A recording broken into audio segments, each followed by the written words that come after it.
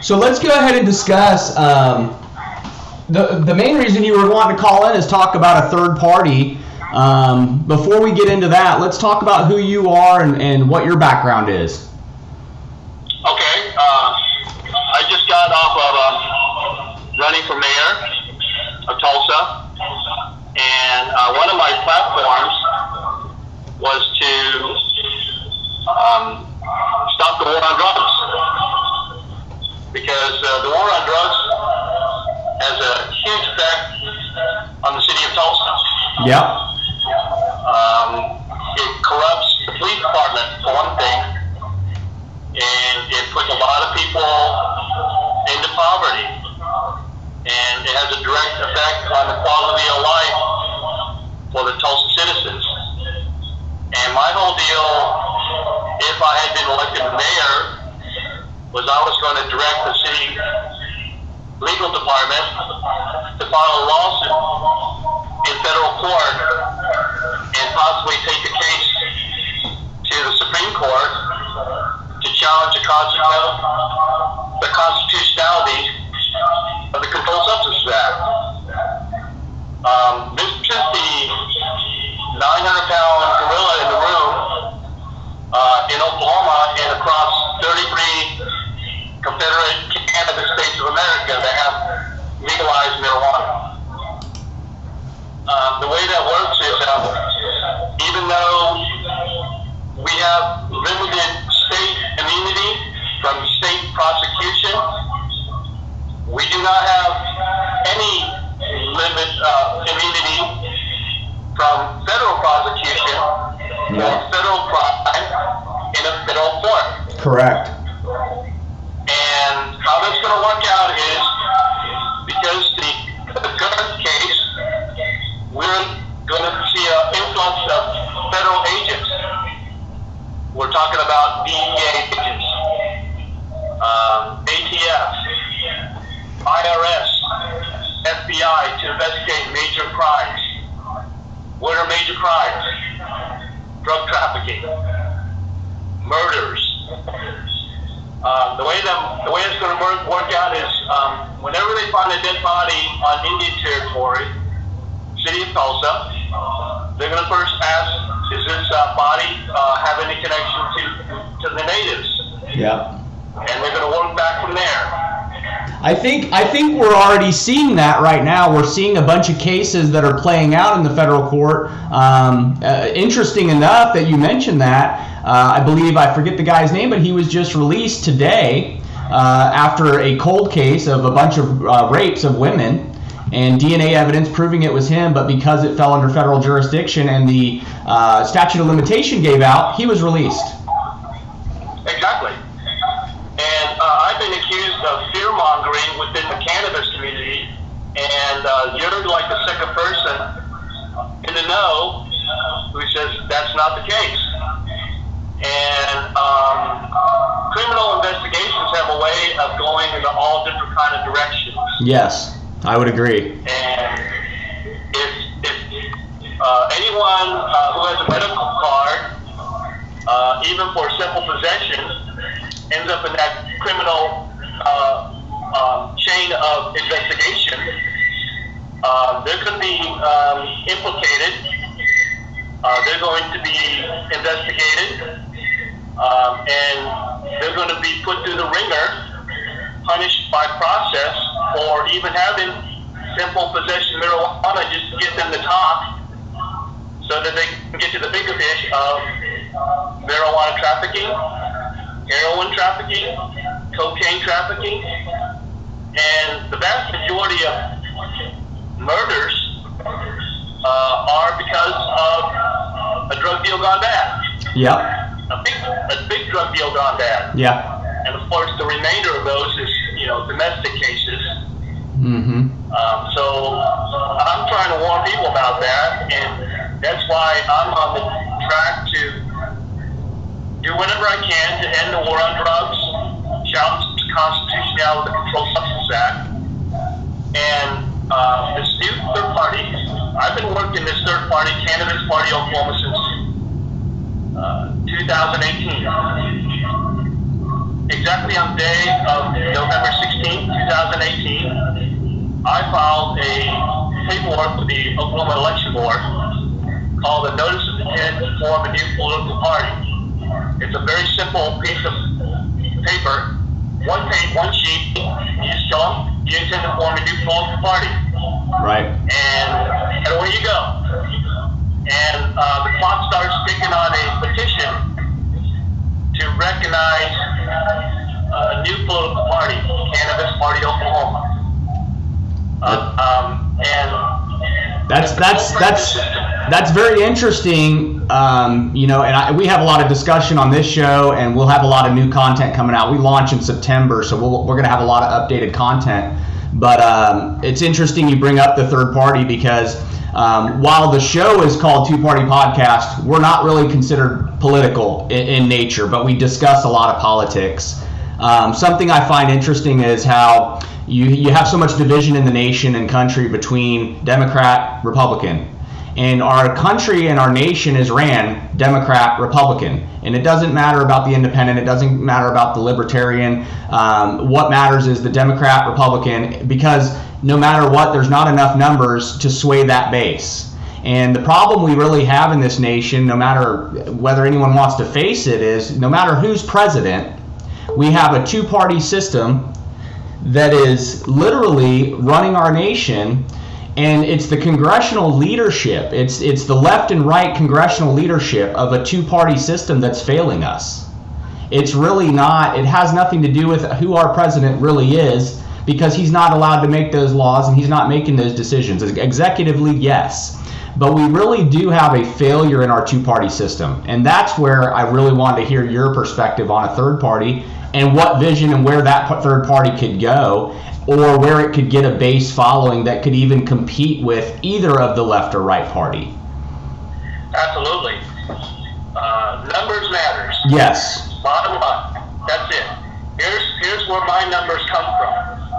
507,582 Oklahoma registered voters came out for the plan for 788. They didn't come out for the Republicans or the Democrats, or even the Libertarians. 507,582 solid numbers, verified numbers, are on the books right now,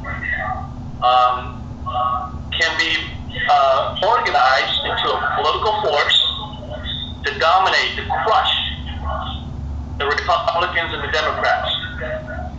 And that would probably have to start in a state-by-state basis. If it started here in Oklahoma with 500,000, you move to the next state and get so many 100,000, and then hopefully that movement continues. Correct? Oh, absolutely. We're going to cross those bridges when we get there after we finish with Oklahoma. Certainly, there is a pathway to Cannabis Party USA. Each state has a different way of getting third party recognized. Texas is probably one of the hardest to do. So we can go to Texas, we can go to Arkansas, even California, Colorado, and do that. But we're going to have to cross that bridge when we get there. In Oklahoma, it's very easy to start a third party. So that's why this is ground zero here. To start a third party in Oklahoma is a petition. It needs less than 37,000 verified signatures. That's less than half of what's needed for 788. Right. 788 needed 80,000, and certainly it needs a lot less than the state questions that are being bandied about right now, which needed 180,000 in 90 days. We're talking about 37,000 verified signatures, not in 90 days, but within a year. Yeah. That's big. That's huge. I actually want to finish this up by April 20th of 2021, so we can do a cannabis national convention here in Oklahoma, the first one. Yeah. And send the message out. In fact, we could do it in a weekend. Yep. I'm asking for 1,000 signature collectors out there across Oklahoma to send me their emails to go on the GoFundMe page. Just donate $1 just to let me know that they're committed to doing this. And all they have to do is collect 45 signatures. That's 3 sheets. Yep. And once that happens, once I get the commitment with $1, I email them the petition sheets. They download it, print 3 sheets, get 45 signatures each, and mail it back to a mail address I'll provide in the email. I haven't gotten that set up yet, but it's coming along pretty quickly. And hopefully it'll be somewhere in Oklahoma City, near the state capitol. So what the whole purpose of this is to provide some kind of political cushion while we fight the case in federal court. Right. So what are some of your big, because everything's political, obviously, in this state or any state. And as far as the cannabis movement, we know it's, at this point, we've got the medical program in place, but what we're facing now is with any changes to the medical program or any additional amendments to the 788 or any of those, what we're finding is a political wall. And so what are some supports that you have or network in your network? What are some people that you have that are backing this and supporting this? Oh, absolutely. I've met up with some influential political operators behind the scenes who are advising me on how to do this. In fact, the GoFundMe page was an idea that I never considered, and it came from a political operative who was working on a major campaign right now, and I can't name her. Of course, yeah. There's other people that get it. I am doing networking through a place called Uptown Networks. It's a cannabis incubator in Oklahoma City, near the Capitol, and I'm getting plugged into their network, their experienced people in the know. Like I said, I was trained as a Marine Corps officer, so I don't always have all the facts, but I was trained to connect dots. Yep. I don't always have a clear plan, so I connect dots. But the clear plan, the platform, the top 3 platform for Cannabispartyok Oklahoma is number 1, to allow the patients, the end users, to pay by credit card. Why is it that folks can buy booze and cigarettes with their credit card, but they can't buy cannabis with their credit cards at the dispensary? Yeah, I find that I find it interesting at this stage in the game, and as long as the program's been implemented, why we haven't gotten away from the cash and into where we can use our credit cards for patients that literally have direct deposit and only access to a bank, instead of making them pay fees at the ATM to pull cash out. Why not just go ahead and implement that credit card? And I know that it's based on a lot of the federal, loopholes and stuff like that. But it is interesting that we can't use a credit basis yet for cannabis. Absolutely. If Cannabispartyok can take control of the state legislature, we can actually create a state cannabis banking system independent of the Federal Reserve banking system.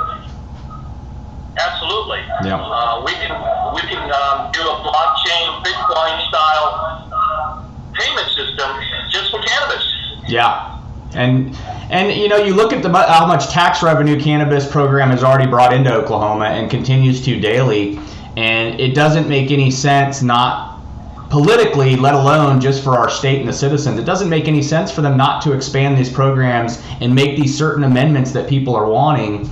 I hear a lot about the recreational side and that people are trying to pass a bill to get the recreational on. What's your thoughts on the recreational side of the program?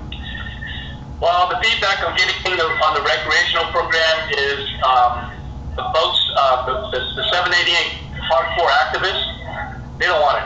Right.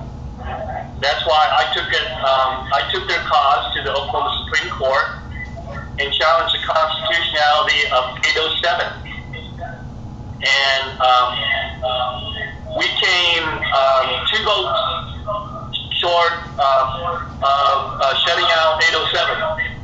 But of course now 807 has been withdrawn because that lawsuit in the Supreme Court ran out the time for collecting signatures in the first place. Yeah. Let me stop you right there, Paul. I'm just going to stop. It does always seem that the recreational side of things tends to damage the integrity of the medical side of it. Oh, absolutely. Look at California. It is heavily regulated. Their cannabis market has, for all intents and purposes, collapsed into chaos. Yes, and I know they're one of the states that taxes and capitalizes on the fines and fees associated with even being part of the program. Oh, absolutely. Humboldt County growers are going bankrupt because of overregulation. They were promised a completely different bill of goods back in the day when Governor Newsom went up and told them brighter days ahead. Yep. Humboldt County is like Buckhouse, Oklahoma economically these days. Yeah. Yep. And this is exactly where I see the Oklahoma cannabis market going, collapsing due to California's overregulation and Oregon's oversupply. Yes. Unless the plant can cross state lines into the big markets like Texas, and consistent with not violating federal law, which requires amending the Controlled Substances Act to, at the very least, deschedule cannabis so that people can legally roll U-Hauls across state lines, carrying the plant to the markets where it's needed. Oklahoma cannabis industry will collapse. And Cannabis Party Oklahoma is the political soft pushback until we get a hard reaction in the courts against the Controlled Substances Act. We're talking about a 4 to 5 year process in the courts. Yeah, federal courts go very slow. Federal courts go very slow, and especially when it's on a topic like this that they really don't want to even hear about. Well, absolutely. And Cannabis Party Oklahoma is the quick, dirty pushback in the state legislature and possibly against federal intervention. We do have the 10th Amendment anti-commandeering clause working here, and we can use the political process to hold back the federal tide that's coming into Indian territory. And that's what Cannabis Party is all about in the short term. On November 16th, I'm going to file that paperwork, notice of intent to form a new political party again. And hopefully we'll have 1,000 signature collectors in place by then to knock out 37,000 signatures on the petition to recognize Cannabis Party Oklahoma. When that happens, when the election board verifies those signatures, Cannabis Party will be on all the voter registration forms that go out across the state. And voters will be able to change the registration from Republican and the Democrats, Libertarians to Cannabis Party Oklahoma. And I'm expecting 1 million registered Cannabis Party voters by April 20th, 2021. That would be huge. That would be huge. Yeah. Just getting those 37,000 signatures verified would be huge. That's a very big target to hit. It's a good goal. It's a very huge target to hit, and you have a lot of people who, I'm 44 years old. You have a lot of people that are ingrained in, they're very loyal to the party. Whether they will say it in public or admit it to a friend even, they're very loyal to their party. I grew up, I was raised, I was Democratic right out of high school. I was a Democrat. As I got older, I started seeing more policy that I liked in the Republican side of things as a business owner. Now I kind of am still, I feel like the two-party system's a failure all the way around. I don't see that either party is, I don't see much of a failure in this administration as much as others may do. I see the failures of the past administration, but at the end of the day, I see that both parties are failing the nation. We're in the middle of a pandemic. We have two parties that control our nation, whether it works or doesn't work, that cannot agree to hand money out to the people that need it. And that's a real failure. And so to me, it's being loyal to the party at this day and age is continuing to fail generations. I think you have a great idea looking into setting up a third party just on that basis, just on the basis that the two-party system's a failure. Absolutely. Whether you partake or not, we should be looking at limited government. The government has as much right to decide what we put in our bodies as what we put in our minds. It's none of their business. So if you're a Republican, you get that message. Yeah. And if you're a Democrat, you get the message of partaking. Yeah. So I think that 507,582 voters, we can cut that number into the hard voters and the soft voters. Do we have more than 1,000 hard voters within that 507,582 group? Probably. Yep. And they're going to lead the charge for cannabispartyok. This is not about Paul Tay. This is about a bigger message of Paul Tay. And I expect to step way back after those signatures have been collected and verified, and let the party run its course. Yes, we're going to have party infighting just like everybody else. If you look at the way 788 organization went down, the drama that happened, I see it happening in Cannabis Party also.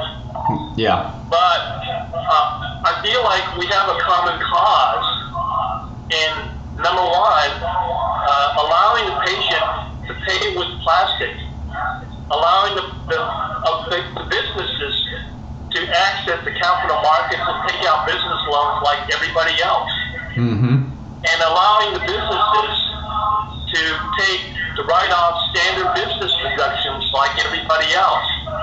Yeah, that's something I've even again from day one, and now that we've already moved, our medical program has been affiliated. It's paid tax dollars for several years now. I see the same thing. I don't understand why the cannabis business is not seen, and I know on the federal structure we can overlook that, but overall the businesses as a whole is not represented and or being treated as any other legitimate business in the nation. And you could almost compare some of the bigger growers or some of the bigger revenue people in the medical marijuana. You could almost put them in comparison to, say, a Walmart that's bringing in that much tax revenue to the community of Tulsa. Absolutely. The bare straight up truth is, in the eyes of the federal law, Controlled Substance Act, in the eyes of federal DEA agents, ATF, IRS, cannabis businesses are not legitimate businesses. Straight up. Yeah. And I think that needs to change. Cannabis businesses are outlaws. And from day one, 788 has been on the hook for RICO prosecutions. You would think, on that line, you would think that maybe the revenue they're losing by not being able to make the arrests, and then you compare the money they would make on the revenue for arresting cannabis and or possession charges, and then you weigh that with how much money the medical program is bringing in for tax dollars. You would think at some point somebody could compare the two, and I would almost want to say that the tax revenue is more worth it than what the law enforcement would be doing to ruin lives, give people records over simple possessions. Absolutely. First of all, as a smaller government kind of guy, from a point of view, I truly do not believe that cannabis partakers should be treated as ATMs for all of society's ills. Okay? So there's that. As far as treating patients and cannabis businesses fairly, we're talking about a 14th Amendment equal protection clause here. I believe that we are on the cusp of where we were in the 1920s when they repealed prohibition. And Congress is not going to take up this issue. Certainly, the two presidential candidates are not going to take up this issue. Well, we know in the first 4 years with Trump that this is not a priority for his administration. That's very obvious. And I think that there's been several questions asked over the course of the 4 years of when, if they would ever address, and it kind of does get pushed aside gently. Biden and Harris, I think it looks like the talk is there that they would address marijuana on a federal level, but we're in an election year. And we know how that goes. We know, hey, if I want to get some votes, I'm going to say I'm pro-marijuana. And next thing you know, you get a few thousand or 100,000 votes, So it's interesting that the medical marijuana, let alone legalization federally, and lifting those, changing the schedule, definition and stuff like that, has become nothing but a political tool. Absolutely. Let's go back to the two words, numbers matters. Correct. Polls show that 60% of America support some kind of marijuana decriminalization. But guess what? Only 33% of those people go to the polls. Yeah. So numbers matter and opinions matter. Absolutely. And that's where Cannabis Party Oklahoma comes in. Excellent. I want to organize 507,582 Oklahoma registered voters, the 57% that came out for 788, into a dominating, crushing political force in Oklahoma politics to prove a point. And we're going to cross bridges. We're going to cross the Red River when we get there to Cannabis Party Texas, Cannabis Party Arkansas, Cannabis Party New Mexico, etc., etc. Yeah. And this is where it starts in Oklahoma. Yeah. Well, it sounds like a great effort. It sounds like a great movement. I'd love to keep an eye on the progress. We'll update. We'll touch base with you along the way and see how things go. Hopefully, like you said, if you can get filed in November 16th and get that paperwork moving forward, and then keep getting signatures and get that supported, it would be great to see a million come out by April of next year. Absolutely. There's no question. On November 16th, the notice of intent to form a new political party will be filed. That'd be great. And the petition will start that day, just like it started in 2018. In 2018, I was prepping for 2020 elections. Okay, didn't work out. I got 3,000 signatures just on my own with some friends and homemade signs.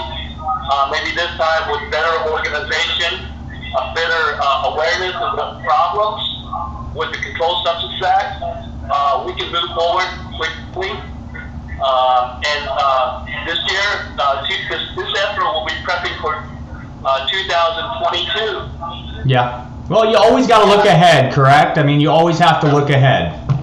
Absolutely. 2022, we've got 101 state house seats coming up again. We've got 25 state senate seats coming up again.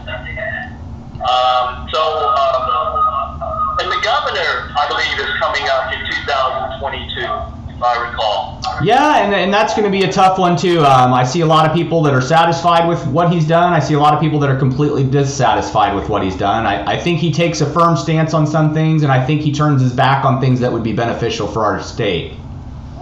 Absolutely, but if we can organize 507,582 yes 788 voters into a political party, we can crush any race out there. So imagine a third party stepping up, taking the governorship. Absolutely. That would be something to see, right? That is not beyond the realm of creative imagination. That is not beyond the realm of out of the box thinking. That is not beyond the realm of what we did for 788 when the people came out. It's very interesting.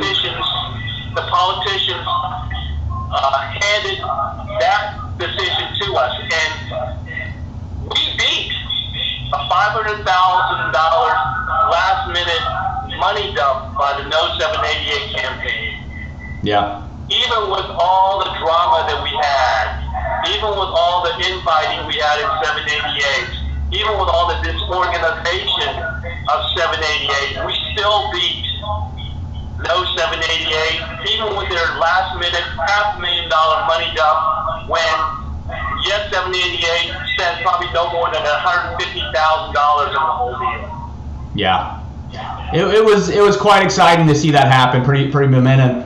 The momentum just moving that moment on 788, and then watching it happen when it was finally decided was amazing. What do you think, as we're talking about the war on drugs, I mean, what do you think about other situations? Let's say, like, I mean, you have psychedelics that are being, legalized in other states, Oregon, California, Colorado. There's just a lot of different avenues of natural medicines that people are putting toward the ballot, trying to get to vote to see if we can legalize some of these things. How do you feel about some of these other things besides medical marijuana? Well, when you talk about those issues, my far right, extreme far right Republican side of me comes out. The government has as much right to decide what we put in our bodies as what we put into our minds. It's none of their business. Let's treat drug addiction as a public health policy, not a criminal issue. Let's get folks who have suffered from adverse childhood experiences, who are addicted to drugs, mental health, not prison. Yeah, I would agree with that. I suffer from cluster headaches. I'm on a lot of different forums and groups. If you're familiar with cluster headaches, or even remotely, you'll find that a lot of the treatments, you go to a neurologist, they're going to hand you every kind of prescription there is known to man. I know across the nation, I know people in other countries that I'm friends with, that I speak with regularly, that suffer from cluster headaches, which is known as suicide headaches, one of the most painful headaches you could possibly get. And these people, they call it busting, and they use mushrooms. They use LSD on a micro level. They take micro dosing in order to bust these cycles. Some are chronic, some are episodic. But they get these headaches, they suffer from them. Some of them have lost businesses, some of them can't function, some of them have to go on disability. But they use it, and it works for them. And unfortunately, if they get caught with it, that again can ruin their life, because then they have a criminal record. Absolutely. I hear the story every day, folks being illegally healed. And that brings out the empathetic side of me. I was telling people the mayor needs to be an empathizer in chief in the next 4 years going into the war on the pandemic, because we got depression, anxiety, isolation, cluster headaches happening to people out there, and we've got to somehow turn that into public policy and deal with that. Yep. And again, I'm flipping between my far right Republican side of me and my far left Democratic side, and to say that the government has as much right to decide what we put in our body to heal ourselves, if that's what we believe is going to heal us, as it does government deciding what we put in our minds. It's none of their business. Yes. And I find a lot of people talk about the loopholes. I mean, yeah, there's plenty of loopholes with any illegal drug. You can put it in your body, but it's illegal to possess, own, or even make it. So, the loophole in the law of saying, well, you can do what you want with your body, your mind is free and whatnot, but if we catch you with any of it, making it, using it, growing it, you're done. It kind of seems like a contradictory law they've set up, and the Drug Administration has proven time and time again the war on drugs is not successful. It's not beneficial to the people. It's not beneficial to our government. And I would agree, no matter which side, Republican or Democrat, I kind of feel in me that it's got to end. It's time to restructure or take a second look at what we're really doing with these drugs and what medical uses they would have, and reschedule. The scheduling system as a whole is kind of at a fault, especially when you look at the differences in prescription versus natural medicine. Absolutely. Prohibition didn't work in the 1920s, has never worked, will never work. War on drugs is a colossal failure.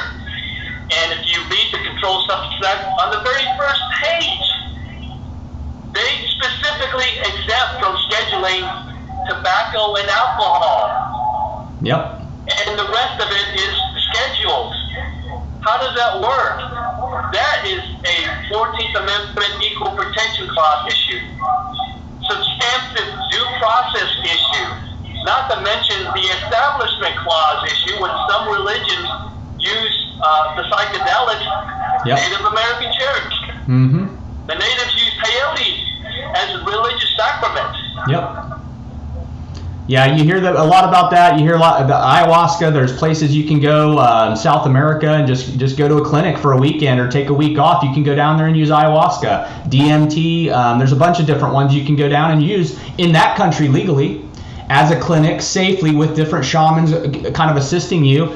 And, these people come back with phenomenal stories of change, phenomenal stories of healing, people with emotional depression, abuse, sexual abuse, and they come back and they tell these stories of how they've it's just released them from that. And, to me, why keep people from being able to heal their emotional state, let alone their physical state, strictly for a law? I'm all about abiding by the law. I'm all about being a law-abiding citizen and supporting those that can protect us. But when those that protect us from helping ourselves, it becomes a problem. Absolutely. Controlled Substances Act is what we call mala prohibita law. It is illegal simply because the law says so, not because it is inherently evil, like murder or the violent major crimes that we're talking about. And it's not working. It's caused more drug addiction, more drug trafficking, simply because it keeps the prices high. And as soon as somebody is arrested for rolling weight, drug trafficking, within a few hours, somebody's taking his place. Yep. It simply has created a job opportunity for somebody else.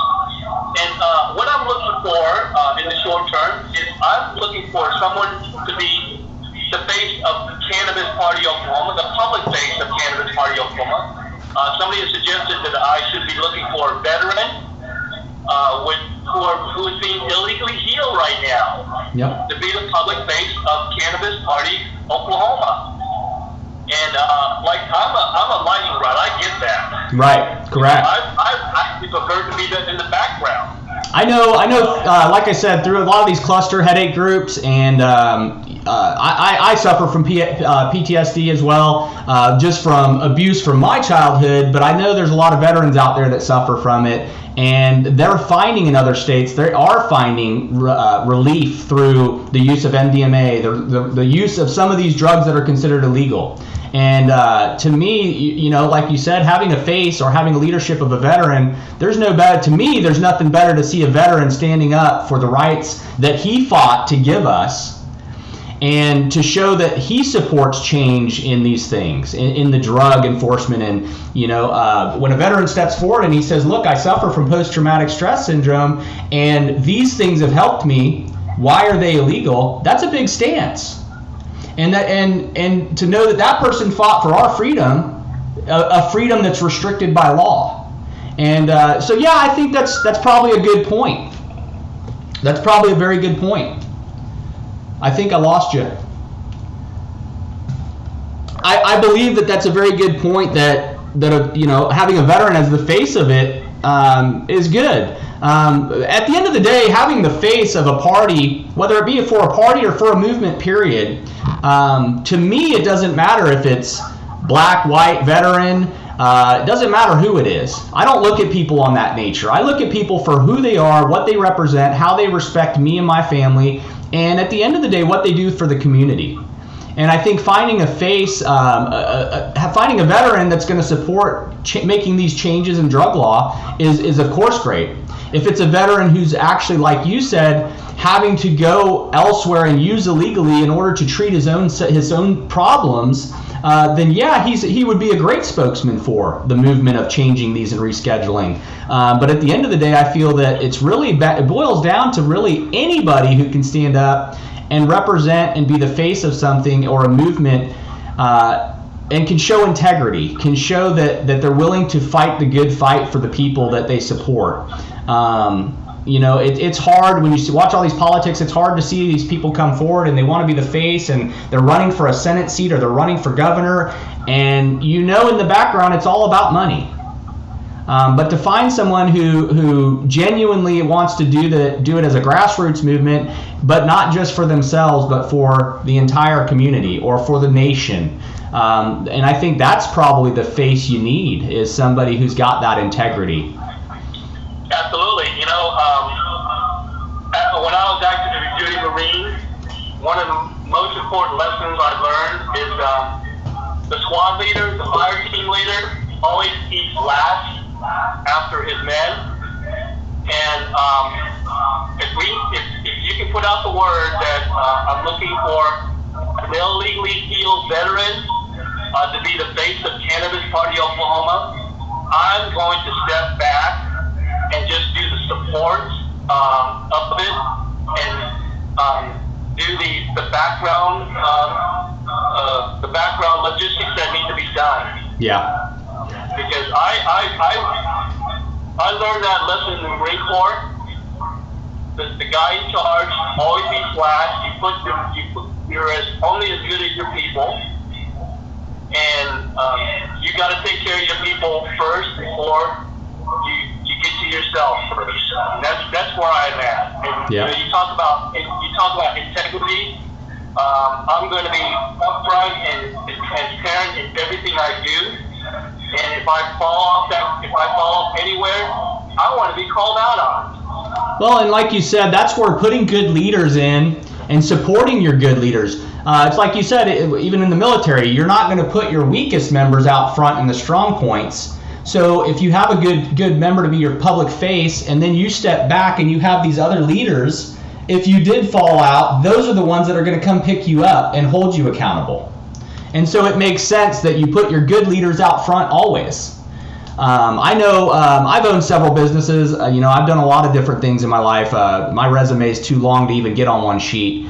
But at the end of the day, there's one thing I have learned in all these years, and that being a leader sometimes is about letting others lead.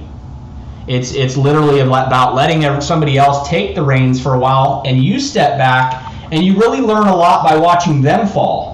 And sometimes that's what it takes, but you always put your best out front. And it's not about always having to lead, but sometimes it's about letting others lead.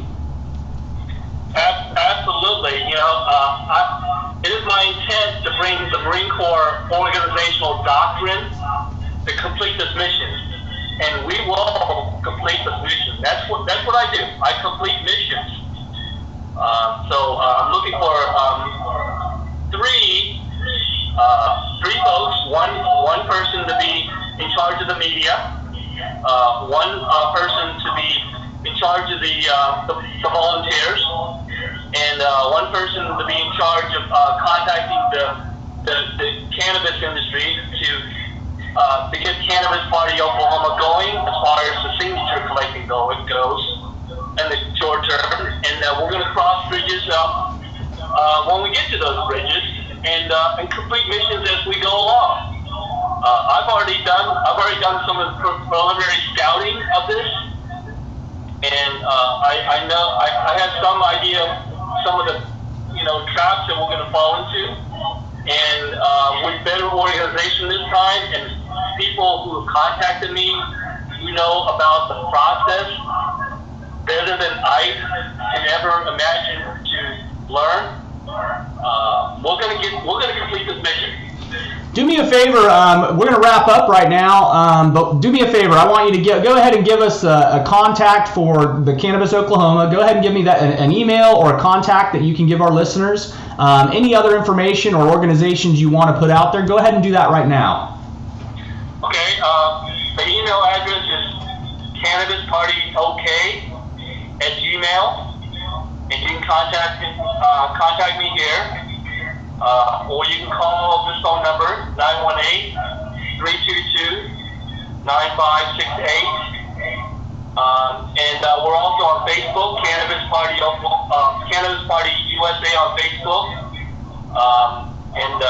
We, in the past, we had to, just put out information, but we're going to do a more focused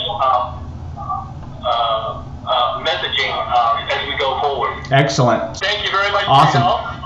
It's an important message. We've got to end the war on drugs. Bottom line. I would agree. You have a great day. Thanks a lot, man. Bye. All right.